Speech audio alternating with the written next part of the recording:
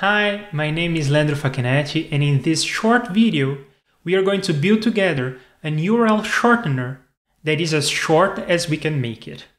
In case you don't know, a URL shortener is something where you go you have just this form, you put a link in, for instance, this is the URL for my website, you click shorten and you get some very short URL that redirects to the original one. So it redirected me to my website.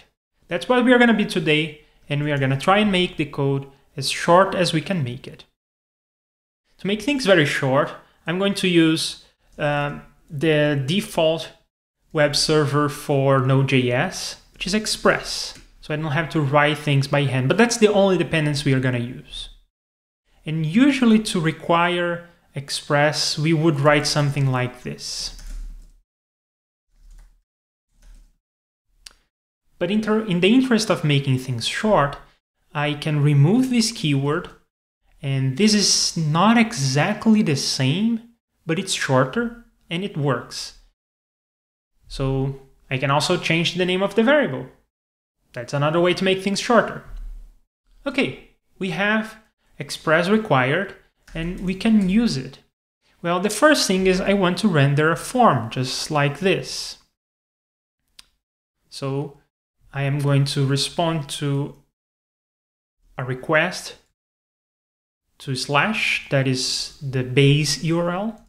And usually people would write something like this: request and response and then a function body that handles this request. I want to make things short, so I'm going to rename these variables. It's not conventional, but it's shorter. And in this body, I'm going to send a form with an input and a button that says shorten. By default, an input will be a text input, just like this one. And that will, I think, will just show the form. And because this function body is just one expression, I can remove the brackets to make things even shorter.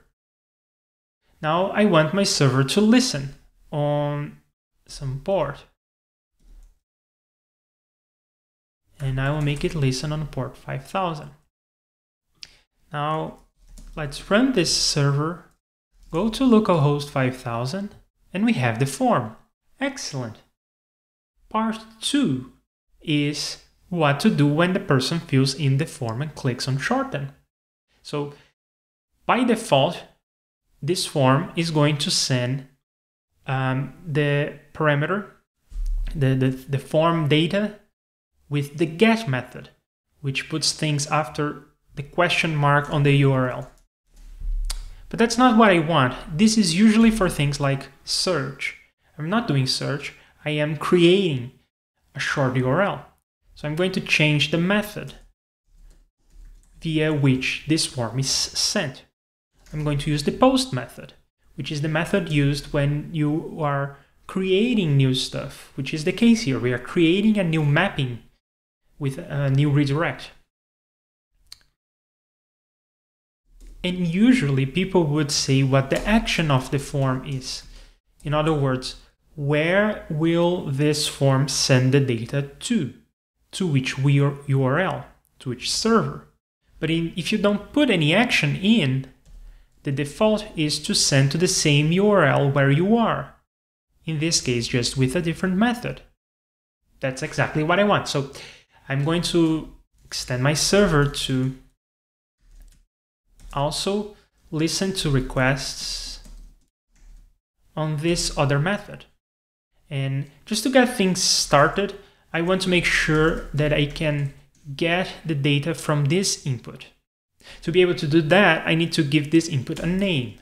I'm going to call it U, short for URL. And the request body, I can access the U variable or the U field. There is a problem though. Express does not parse the request body automatically. It doesn't do that by default. I need to tell it to do that by saying use express. Usually you say express, but we shortened it with E. So E URL encoded. There are different ways to parse request bodies. This is the default when you just send a form with the browser and you don't say which method, not exactly method, I shouldn't say the method name here, I should say encode type. So the form can be encoded in different ways, but the default is to encode it with URL encoded. That's the one we are going to use. So now I should be able to restart the server and fill the form and see here, because of this console log, see whatever I typed here. So whatever.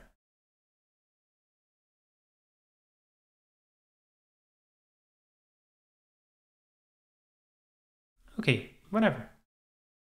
It didn't work the first time because I didn't reload the form, so it didn't put the name of the field there.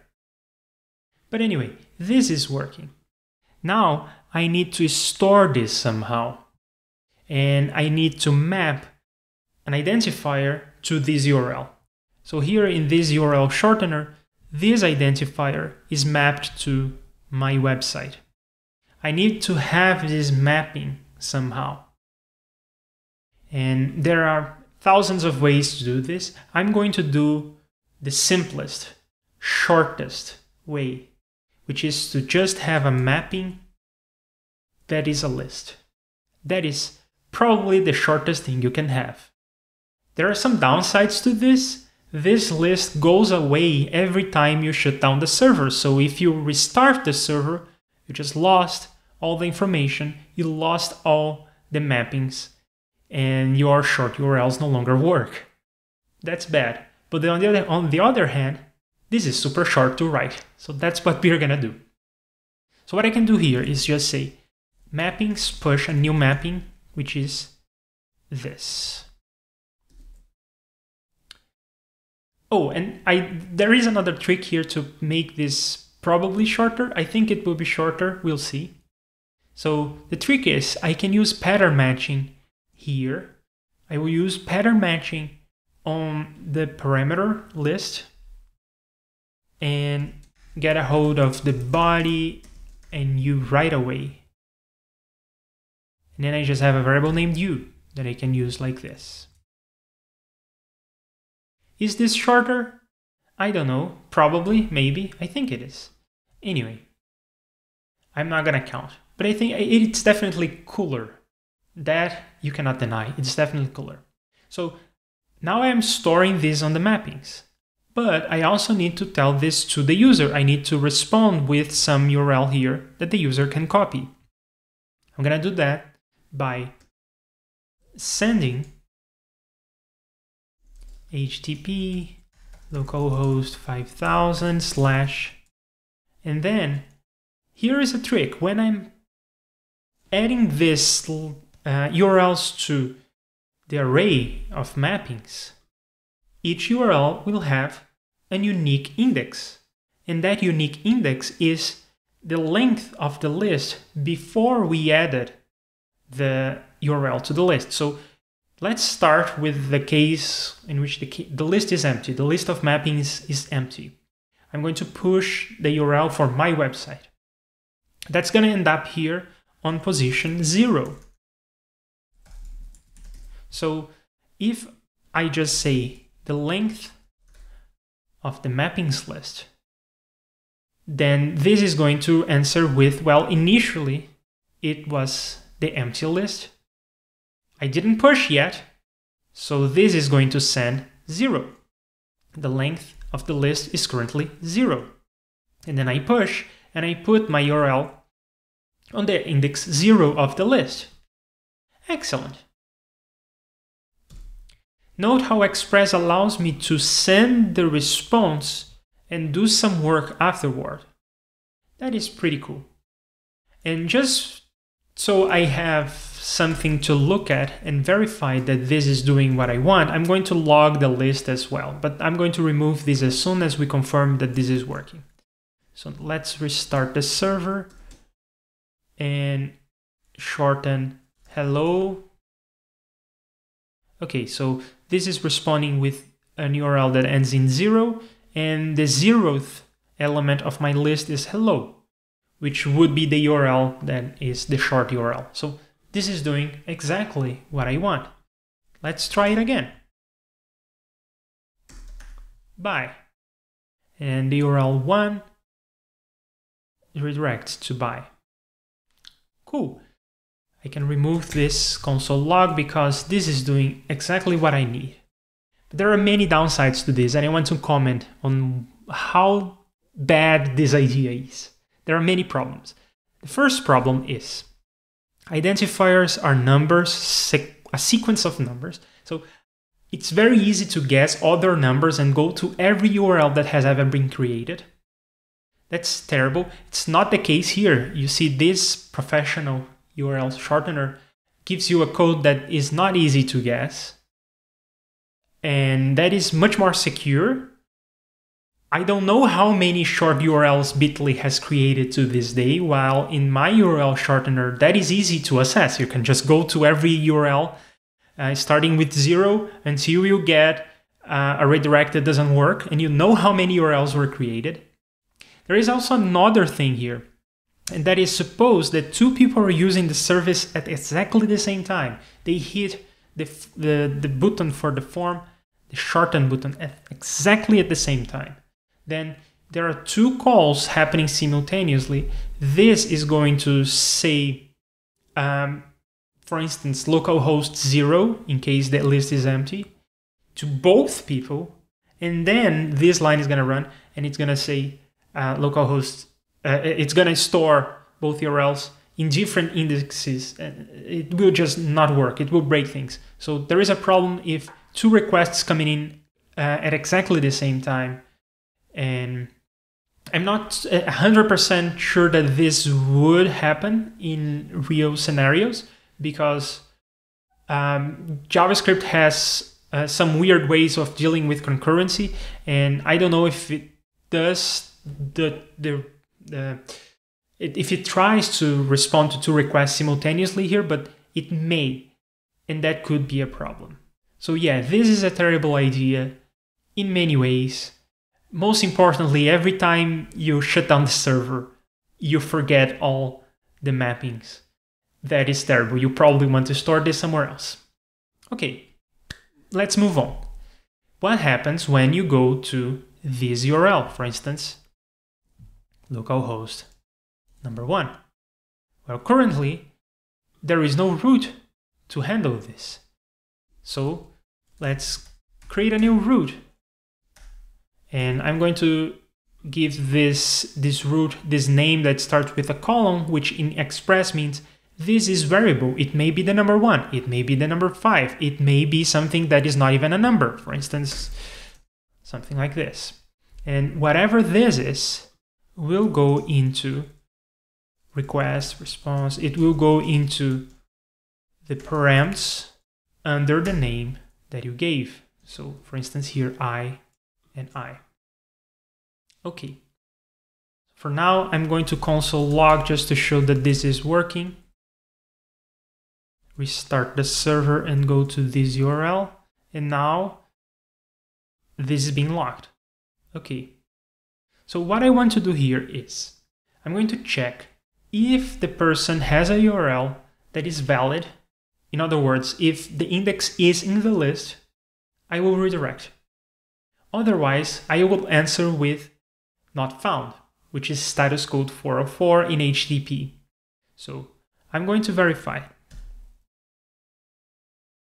Does the list of mappings contain this? If so, then redirect there. Otherwise, respond with a 404. And this is only one expression, so again, I can make this shorter by removing the brackets. Okay, let's restart the server, go to this URL, and this is now saying not found, but because we wrote this, and not just the default handling of requests that are unknown by Express. But there is one thing I can shorten. This is occurring twice. And repetition of code is terrible if you want to be short. But we already learned this trick, so we can use it again. Instead of saying q, I can say params I and get rid of this part. Just I.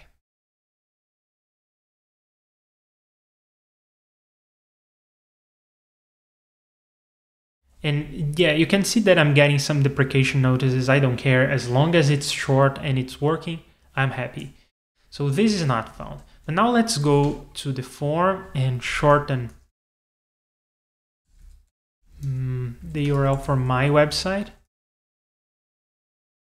And this is the URL that I can go to. And it takes me to my website. Excellent. This works. So there are a couple of things I can use to make this even shorter. For instance, here when I say send, I can actually use and, which is another method, but it also works. So I'll save and restart and go to the form and fill it again. So you can see that also works. And I am sure that you'll be able to come up with ideas to make this even shorter and shorter still. There is just one more thing that I want to try because I think it's going to be fun. Remember how I told you that it's a terrible idea that these numbers are sequential? I think it's a terrible idea to identify anything with sequential numbers, but this is especially bad because we are talking about redirects here. So I know that the next one will be 1. So I can go here and I can shorten the URL localhost /1. And now this redirects to itself. Can you guess what the browser is going to do if I try to go there? It detects that there are too many redirects because the page is trying to load itself. Isn't that intelligent? I think the browser is super smart to do this because otherwise you would be in a loop. But anyway, there you have it. That is the shortest URL shortener, but I believe that you can make it even shorter if you try, so I invite you to and let me know how it goes. It will be fun. There is this whole community of code golfing that try to make the code shorter and shorter still, and there are always excellent ideas that you never want to use in real world in these code golfing exercises, and I invite you to take a stab at this and see if you can make it shorter. So there you have it. Thanks for watching. This was the shortest URL shortener you have ever seen.